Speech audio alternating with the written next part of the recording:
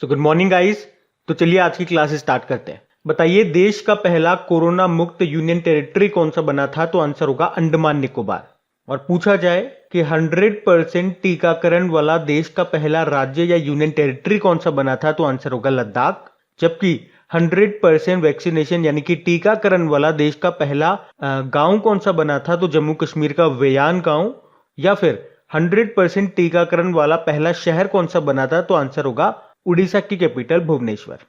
फिर बताइए देश की सबसे कम उम्र की महिला पायलट कौन बनी थी? आयशा अजीज बनी थी। ये कश्मीर से थी, 25 साल इनकी उम्र थी। बताइए किसे संयुक्त राष्ट्र का एशिया पर्यावरण परिवर्तन पुरस्कार, एशिया एनवायरमेंट एनफोर्समेंट अवार्ड मिला? तो ये है शष्मिका लेंका। पेंगोलिन के संरक्षण के लिए मिला था इनको ये पुरस्कार। जबकि मयूर फॉल्कन के संरक्षण के लिए आपको नाम याद आता होगा। चलिए अब आप कमेंट बॉक्स में टाइप करके बताइए कि मयूर फॉल्कन के संरक्षण के लिए किसे व्हीटली अवार्ड 2021 मिला था, जिसे ग्रीन ऑस्कर भी कहा जाता है। और वे अवार्ड पाने वाले वो पहले भारतीय बने थे, नागालैंड से हैं वो। अब उनका नाम आपको बताना है। अगला देखिए, ई कैबिनेट प्रणाली को लागू करने वाला देश का पहला राज्य कौन सा बना? तो आंसर होगा हिमाचल प्रदेश। हिमाचल प्रदेश आपको याद होगा 2020 का ई पंचायत पुरस्कार मिला था इसको। जबकि 2021 का ई पंचायत पुरस्कार मिला है उत्तर प्रदेश को। अगला देखिए, वर्ल्ड ट्रेड ऑर्गेनाइजेशन की पहली महिला महानिदेशक डायरेक्टर जनरल कौन बनी है? नागोजी ओंकाजा-इवेला। ये नाइजीरिया से हैं। और वर्ल्ड ट्रेड ऑर्गेनाइजेशन का हेडक्वार्टर मिलेगा जेनेवा, स्विट्जरलैंड में। फिर देखिए, यूनाइटेड अरब अमीरात के मंगल मिशन का नाम बताइए। Hope, HOPE, hope. और एक होप पोर्टल भी है जिसको लॉन्च किया था या रिलीज किया था किसने? उत्तराखंड ने। अच्छा, चाइना के मिशन का नाम क्या है? तियानवेन 1। और उसके साथ जो उसने रोवर भेजा था उसका नाम था जुरोंग। और यूएसए ने भी मंगल पे अपना एक रोवर भेजा जिसका नाम है परसेवरेंस रोवर। उसके साथ एक हेलीकॉप्टर भी उड़ाया था उसने वहां पे, उसका नाम है इंजीन्यूटी। अगला है, मिस इंडिया 2020 कौन बनी है? तो आंसर होगा मानसा वाराणसी। फिर बताइए, मिस यूनिवर्स 2020 का खिताब किसने जीता? तो आंसर होगा एंड्रिया मेजा ने। ये मेक्सिको से हैं। और ऑस्ट्रेलियन ओपन 2021 का मेन सिंगल का टाइटल किसने जीता? तो आप सभी जानते हो, ऑस्ट्रेलियन ओपन हो गया, फ्रेंच ओपन हो गया, या विंबलडन ओपन हो गया। तीनों में मेन सिंगल टाइटल जीता किसने? नोवाक जोकोविच ने, जो कि सर्बिया के प्लेयर हैं। और ऑस्ट्रेलियन ओपन में वुमेन सिंगल टाइटल जीता था किसने? नाओमी ओसाका ने, जो कि जापान की है। उसके अलावा फ्रेंच ओपन में वुमेन सिंगल टाइटल किसने जीता? और विंबलडन ओपन में वुमेन सिंगल टाइटल किसने जीता? ये आपको बताना है। और किस कंट्री की है वो, ये भी बताओ। अगला देखिए, देश का सबसे बड़ा हॉकी स्टेडियम कहां पे बन रहा है? तो ये बन रहा है उड़ीसा में, उड़ीसा के राउरकेला में। और उसका नाम बिरसा मुंडा के नाम पे रखा गया है।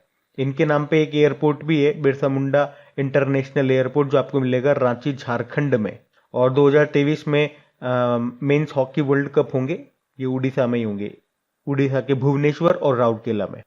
फिर बताइए, अंतरराष्ट्रीय जैव विविधता दिवस, इंटरनेशनल डे ऑफ बायोडाइवर्सिटी कब मनाया गया? तो आंसर होगा 22 मई को। इसकी थीम थी we are part of solution. अगला है विश्व कछुआ दिवस, ये 23 मई को मनाया जाता है। अगला है वर्ल्ड थायराइड डे, ये होता है 25 मई को। याद रखना, हमारे शरीर की सबसे बड़ी अंतःस्रावी ग्रंथि एंडोक्राइन ग्लैंड, ये आपकी थायराइड ही होती है। लेकिन मान लो अगर आपसे पूछा जाए कि सबसे बड़ी ग्लैंड कौन सी है, तो फिर वो यकृत है, लीवर। और सबसे छोटी वो होती है पीनियल, जिसे थर्ड आई भी बोला जाता है या बायोलॉजिकल ग्लैंड भी बोलते हैं। लेकिन मान लो अगर एग्जाम में पूछा जाए सबसे छोटी और ऑप्शन में पीनियल नहीं हो, पिट्यूटरी हो, तो आप वो भी आंसर लगा के आ सकते हैं, जिसे मास्टर ग्लैंड बोलते हैं। अगला देखिए, वर्ल्ड हंगर डे कब मनाया जाता है? तो आंसर होगा 28 मई को। इसका थीम था एक्सेस एंड्स हंगर। और आपको याद होगा ग्लोबल हंगर इंडेक्स आया था, उसमें भारत 94 नंबर पे था। अगला है इंटरनेशनल एवरेस्ट डे कब मनाया जाता है? तो आंसर होगा 29 मई को। और माउंट एवरेस्ट की ऊंचाई कितनी है? 8848.86 मीटर। नेपाल में इसको सागर माथा के नाम से जाना जाता है। अब देखिए, वर्ल्ड मिल्क डे कब मनाया जाता है? 1 जून को। और 1 जून को ही ग्लोबल डे ऑफ पेरेंट्स के रूप में भी मनाते हैं। इसकी थीम क्या थी? Sustainable in a dairy sector. एक नेशनल मिल्क डे भी होता है जो हम 26 नवंबर को मनाते हैं। अब बताइए वर्ल्ड बाइसिकल डे कब होता है? तो आंसर होगा 3 जून को। वर्ल्ड एनवायरनमेंट डे कब होता है? 5 जून को होता है। इसकी थीम थी री इमेजिन रिसर्च रिस्टोर और इसका फोकस था इकोसिस्टम रिस्टोरेशन। बाकी इस बार होस्ट कंट्री रहा था पाकिस्तान। अब बताइए वर्ल्ड फूड सेफ्टी डे, विश्व खाद्य सुरक्षा दिवस, ये 7 जून को मनाया जाता है। थीम क्या थी? Safe food today for a healthy tomorrow. लेकिन याद रखना, अगर आपसे पूछा जाए वर्ल्ड फूड डे कब होता है तो आंसर होगा 16 अक्टूबर को और नेशनल फूड डे 24 अक्टूबर को होता है, तो इसमें कंफ्यूज मत हो जाना। अगला है वर्ल्ड ओशियन डे, विश्व महासागर दिवस, ये 8 जून को मनाया जाता है। इसकी थीम थी the ocean life and livelihoods. अब ध्यान से सुनना, इसी से मिलते जुलते कुछ डे आपको और बता रहा हूं। अगर आपसे पूछा जाए वर्ल्ड मैरीटाइम डे कब होता है तो ये सितंबर के लास्ट थर्सडे को होता है, यानी कि विश्व समुद्र दिवस। ये 2020 में तो हमने 24 सितंबर को मनाया था, 2021 में 30 सितंबर को पड़ेगा ये। नेशनल मैरीटाइम डे, राष्ट्रीय समुद्र दिवस, ये 5 अप्रैल को होता है। तो आप पुराने महीने के करंट अफेयर्स का रिवीजन करेंगे। तो बताइए प्रधानमंत्री नरेंद्र मोदी ने गांव के बच्चों को प्ले स्कूल की सुविधा देने के लिए अभी कौन सा प्रोग्राम शुरू किया था? तो आंसर होगा विद्या प्रवेश प्रोग्राम।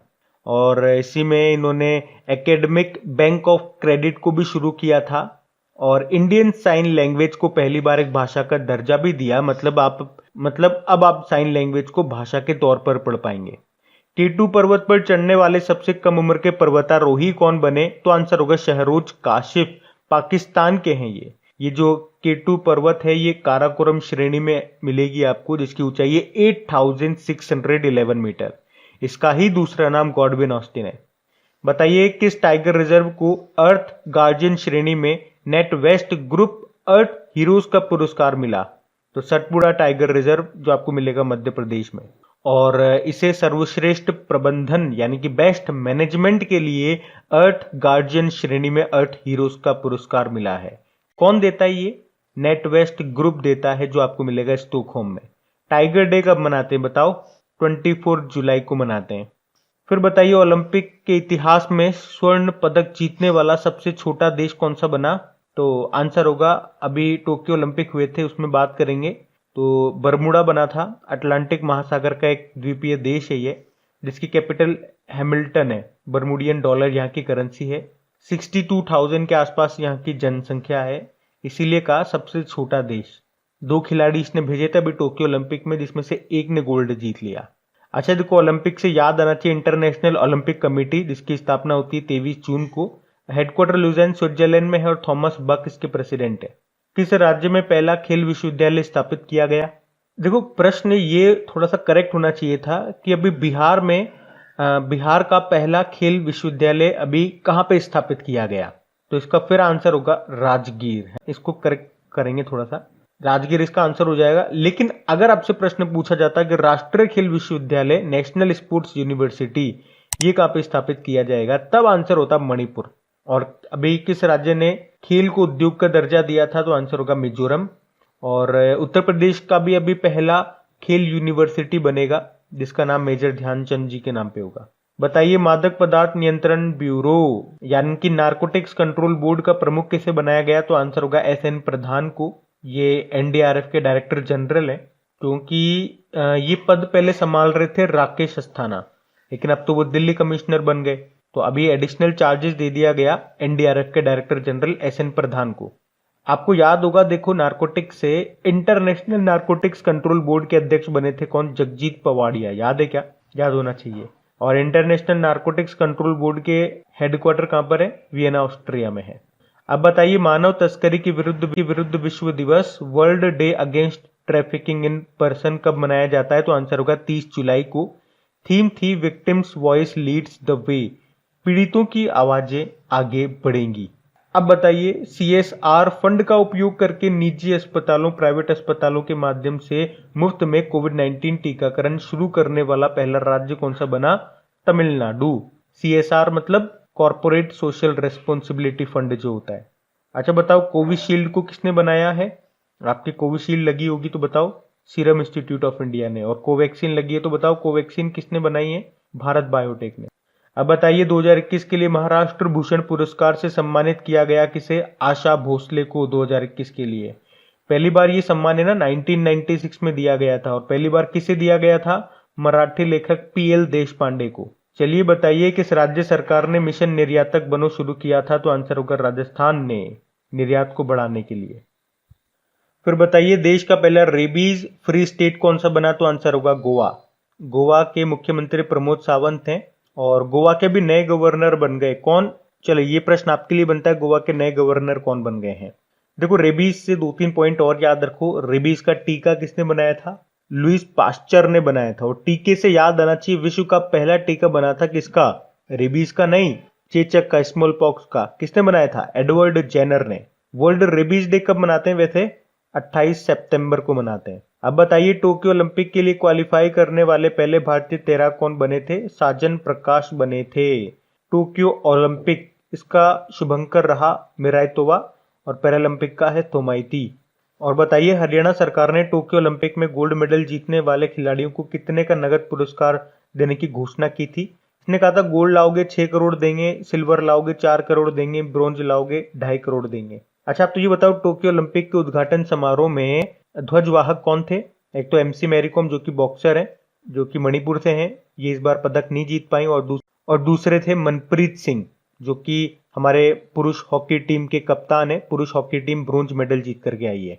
जबकि समापन समारोह में ध्वजवाहक रहे थे बजरंग पूनिया जो कि इस बार ब्रोंज मेडल जीत करके आए।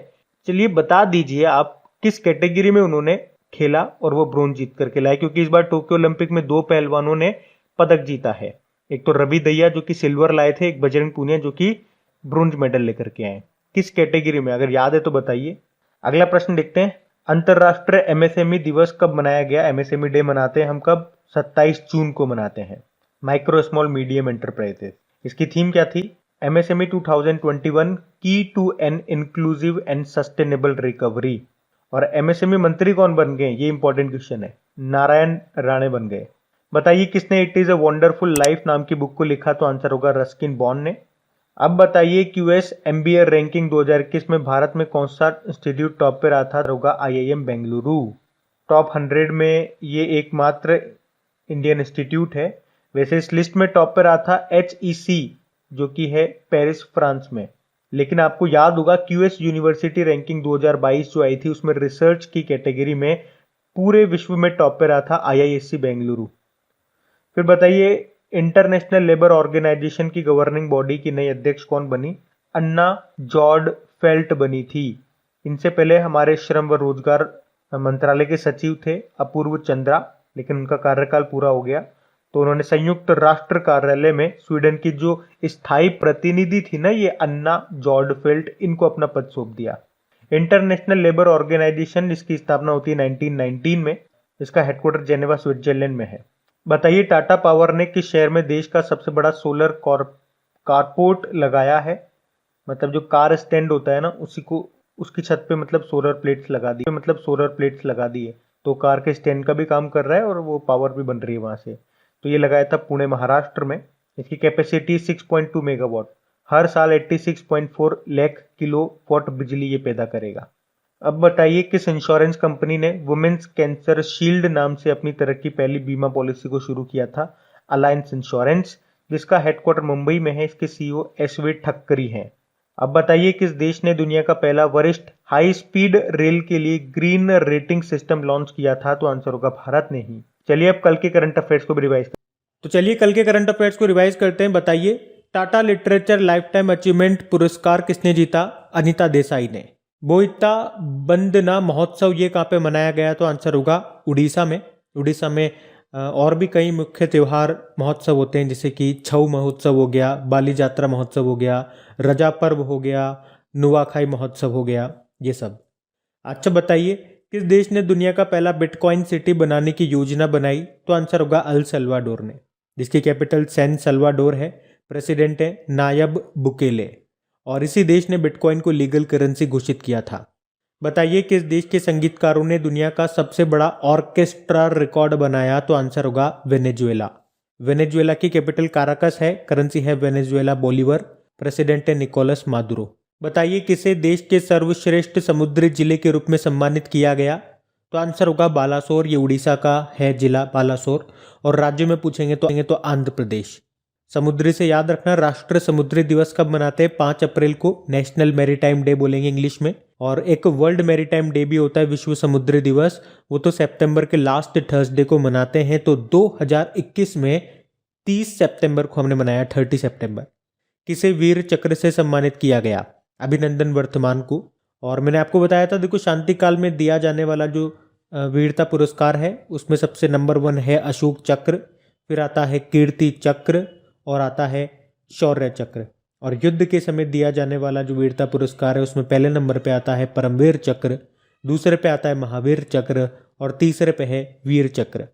अच्छा बताओ, पाताल पानी रेलवे स्टेशन का नाम तात्या मामा रेलवे स्टेशन कर दिया, ये किस राज्य में है? मध्य प्रदेश में। बुल्गारिया के राष्ट्रपति बन गए कौन? रुमेन रादेव। बुल्गारिया जिसकी कैपिटल होती है सोफिया, करेंसी है बुल्गारियन लीव।